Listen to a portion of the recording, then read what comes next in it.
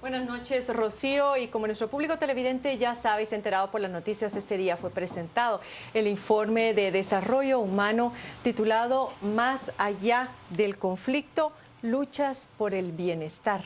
Vamos a conversar esta noche sobre los datos más relevantes de este informe elaborado por el Programa de Naciones Unidas para el Desarrollo.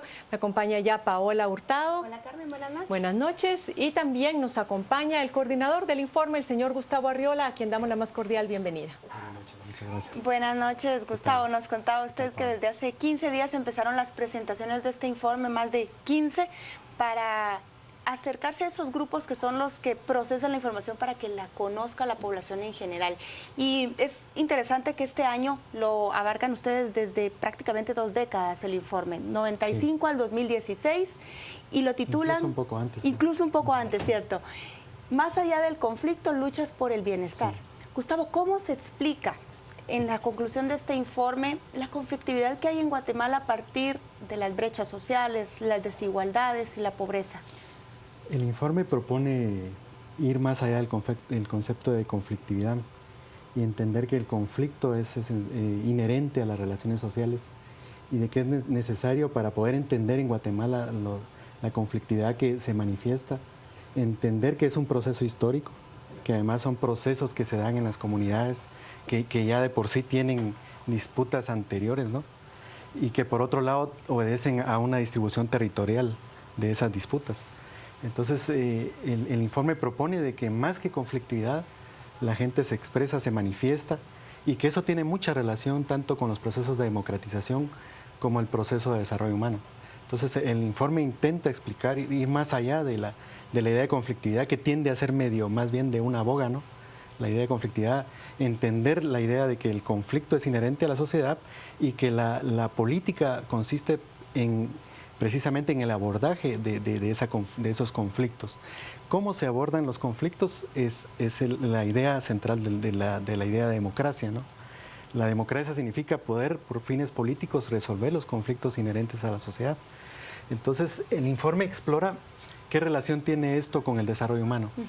Y el desarrollo humano, pues, es una visión que intenta ir más allá de enfocarse en los ingresos como medida del desarrollo y entender el bienestar de las personas en sus múltiples dimensiones. En primer lugar, el bienestar como un componente que significa estar bien, ¿no? Vivir bien, y que eso para diferentes personas en diferentes comunidades, espacios, puede significar diferente cosa, ¿no? Para hombres, para mujeres, para pueblos indígenas, para poblaciones rurales, vivir bien pueden significar cosas distintas, y los modelos de desarrollo muchas veces definen la utilidad con una sola dimensión, y a toda la población de una determinada sociedad se quiere desarrollar el mismo nivel de bienestar con la misma medida. Entonces hay que entender que la visión de desarrollo y bienestar es distinta entre las poblaciones, y que eso puede entrar en conflicto, y que el desarrollo humano significa que todas las personas tengan la capacidad de realizar lo que es valioso. Que tengan calidad de vida. Calidad de vida. Ahora, entendida en su diversidad. Gustavo, una pregunta, y es, si el conflicto es inherente a los seres humanos, si es una oportunidad para la transformación, para el cambio, en Guatemala pues nos han abundado y hemos tenido oportunidades muy valiosas para poder cambiar y enderezar el rumbo. Sin embargo, según sé por el informe, estamos más bien retrocediendo, o la situación en el país se está deteriorando más en lugar de mejorar. Sí. Ese es el otro componente de lo que se analiza, ¿no? Porque esos conflictos se dan en una relación que puede ser más o menos desigual. Cuando las relaciones son muy desiguales, esos conflictos se resuelven de manera poco democrática. Los grupos más poderosos son los que definen la forma como se van a resolver los conflictos, y las poblaciones que están en desventaja pues no van a tener influencia en esas decisiones políticas. Pero sí, ustedes de sus mediciones ven un retroceso. Entonces el informe analiza, la verdad, históricamente varios periodos, pero en términos de desarrollo humano se analiza de que a partir de los acuerdos de paz hay un auge, digamos, un empuje que hay de las políticas sociales, y que tiene una incidencia en la reducción de la pobreza y en el índice de desarrollo humano, que tienden a crecer, una mejoría pero que dura muy poco, dura 6, 7 años, y nuevamente empieza a haber retrocesos. y tanto que muchos de los indicadores que a inicios de este milenio habían empezado a mejorar, ahora regresamos incluso a un nivel anterior a inicios incluso a la firma de los acuerdos de paz. Gustavo, permítame presentar a Wilson Romero, analista económico de la Universidad Rafael Landívar, que se incorpora a esta mesa. Wilson, me imagino que usted ya ya leyó ese informe. Y aunque se hable y sea recurrente las cifras sobre nuestro poco desarrollo, sobre la cantidad de pobres en Guatemala, que son prácticamente 2/3 de la población, quisiéramos escuchar qué es lo más revelador que le muestra este informe de desarrollo humano a usted. Primero quiero felicitar al PNUD y también al coordinador Gustavo Arriola por el informe. Creo que es informe muy bien sustentado, es un informe serio y entre las cosas que más me gustaron es el enfoque que le dieron en esta ocasión. Creo que lo han hecho en otras ocasiones, pero queda muy claro el tema del modelo de desarrollo. Un modelo de exclusión, de desigualdad. Eso queda nítidamente a través de los basado todavía en las actividades agrícolas. Basadas en las actividades agrícolas. Incluso se menciona cómo, por ejemplo, se están apoyando aquellos sectores económicos que generan menor empleo, ¿verdad? Y en el otro tema está todo el tema de la desigualdad, el tema de los salarios, el tema del ingreso y esa relación que hay con la canasta básica vital. Yo creo que pusieron al centro el tema del desarrollo, del modelo de desarrollo. Es evidente que es un modelo excluyente que ya tiene varias décadas, ¿verdad?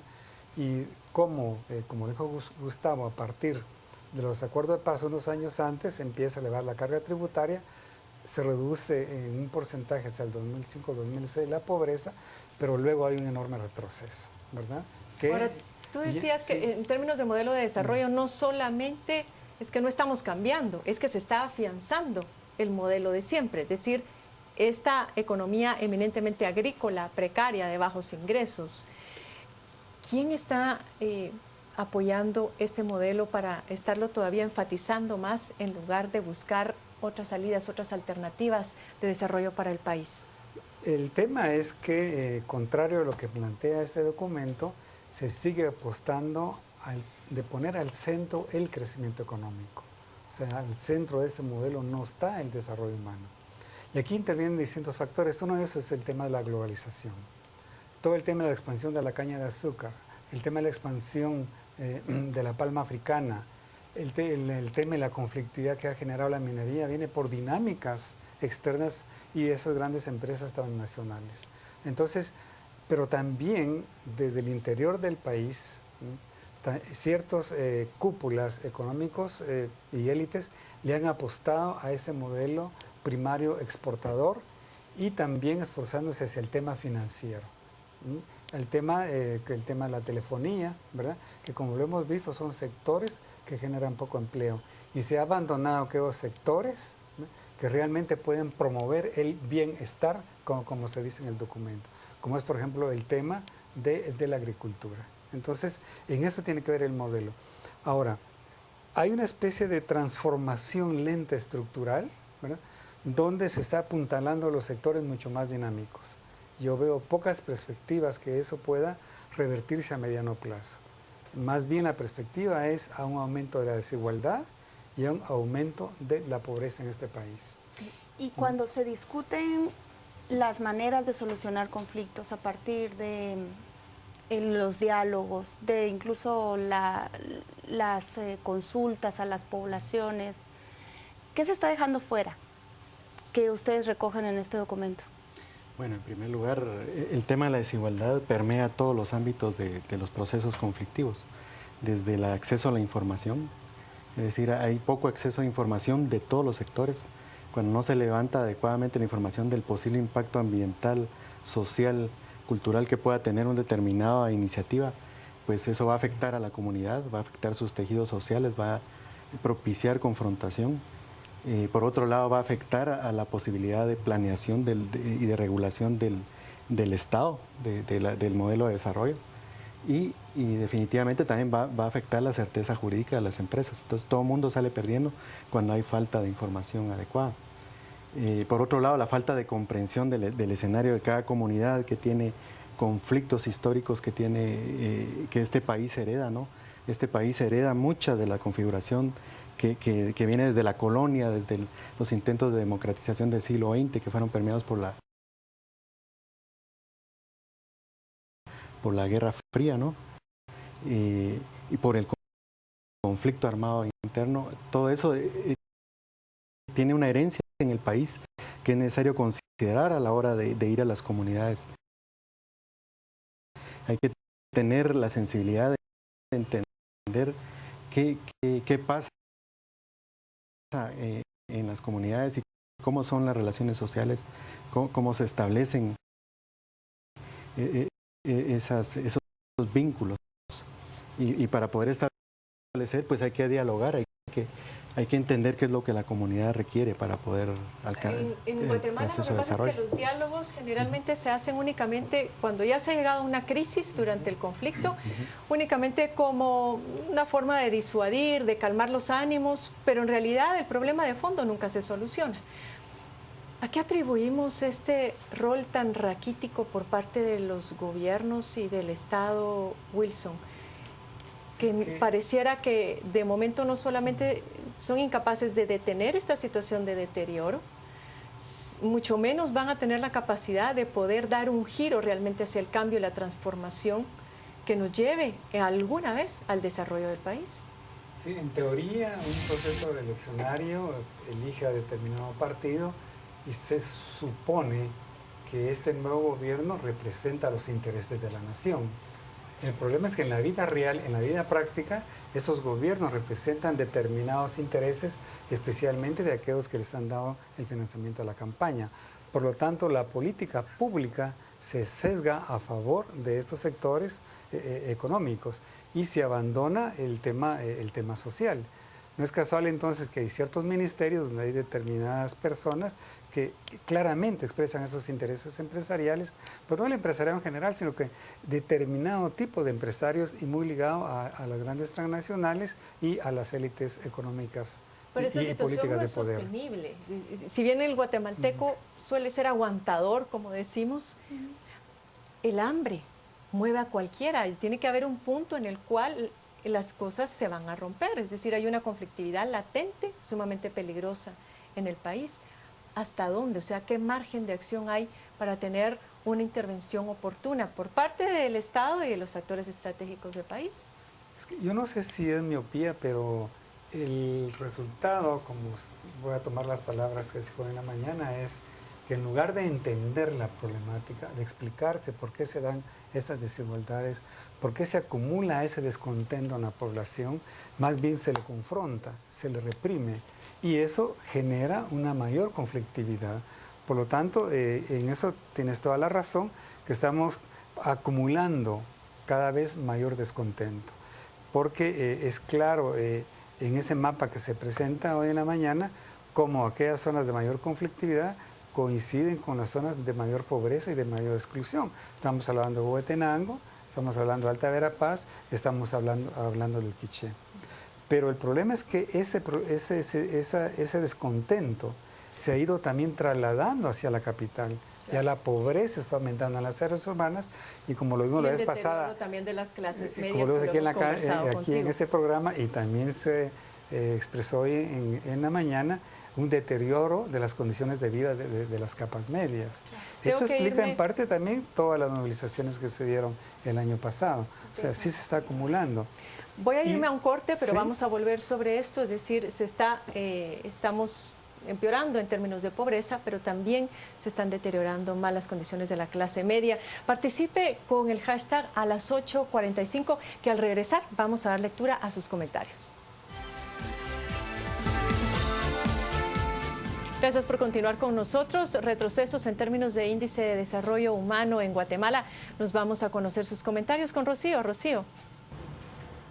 Gracias, Carmen. Vamos a revisar cuál es la opinión de nuestros televidentes a través de nuestras redes sociales. Comenzamos con la opinión de Susana de Valdés. La mayoría de conflictos es entre comunidades o privada. Es imposible pretender que todos vivamos de la tierra. Y también tenemos la opinión de Mario. ¿Cómo va a llegar desarrollo al interior si los comunitarios se oponen a todo? Y uno de los aspectos que generaba también duda durante este foro era el nivel de gente ocupada versus la productividad. Regresamos con ustedes, Carmen, Paola. Muchas gracias, Rocío. Retomamos una de esas preguntas. Gustavo, esa oposición por parte de las comunidades a las hidroeléctricas, a los proyectos extractivos, ¿cómo lo entendemos? ¿Qué es lo que pasa ahí?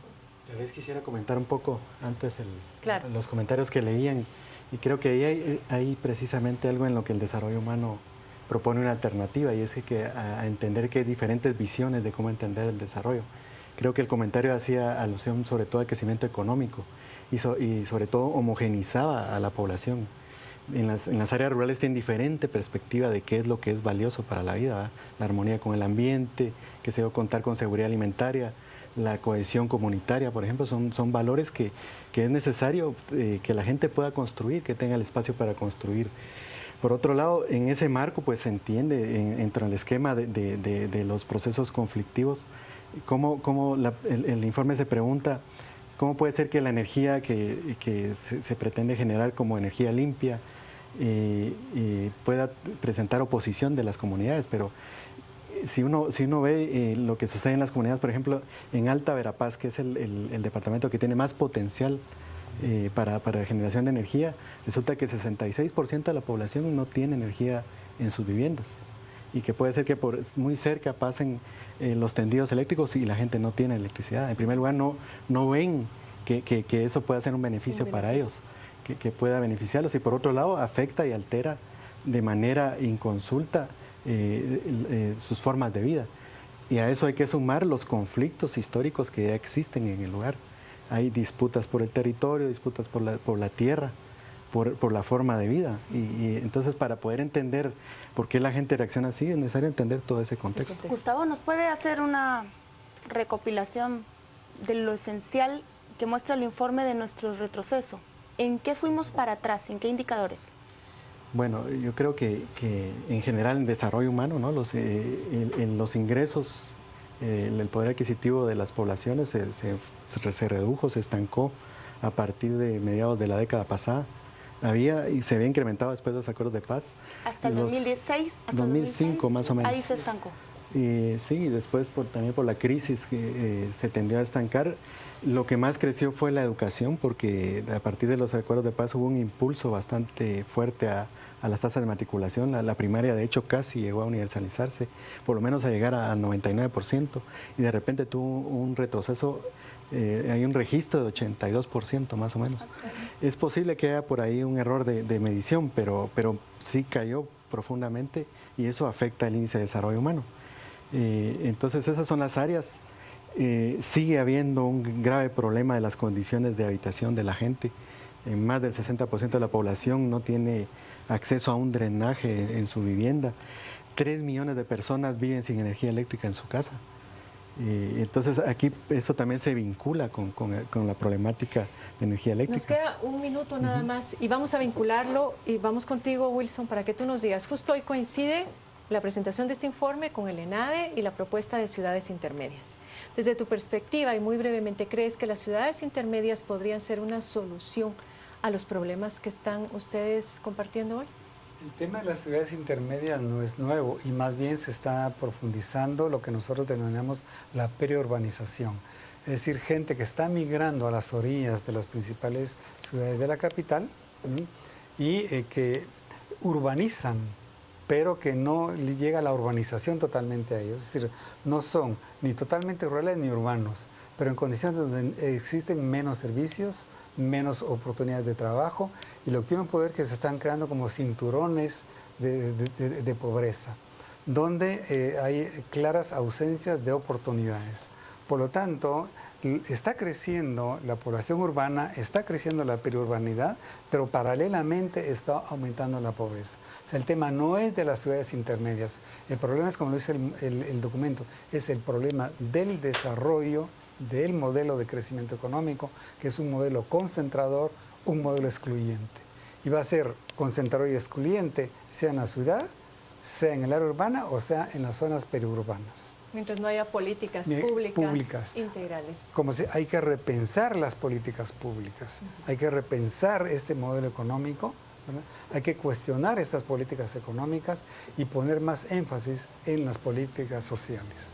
Muchísimas gracias a Wilson Romero, también a Gustavo Arriola por habernos compartido sus opiniones en esta oportunidad. Nos vamos a ir a un corte y regresamos para hablar también sobre los datos más relevantes o los artículos más relevantes de esa reforma constitucional al sector justicia. Quédese con nosotros.